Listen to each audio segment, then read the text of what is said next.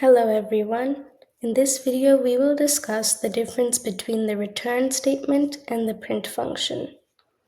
When I started learning Python, this concept was confusing for me, so I decided to create a video to make things more clear for you guys.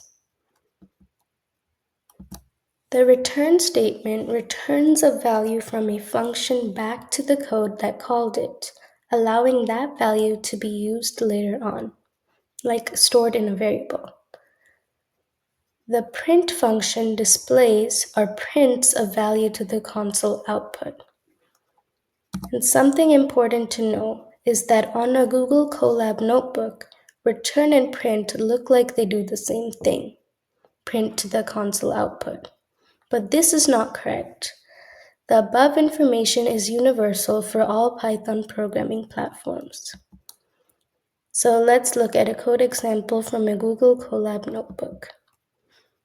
So this example is pretty straightforward. We have a function that prints the sum of A and B to the console output. So here we're just printing 1 plus 5, which is 6. This example looks like it does the same thing. However, the 6 should not be printed to the console output. So this is actually wrong. To fix this is how we would call the function, just by putting a print on the outside of add 1, 5.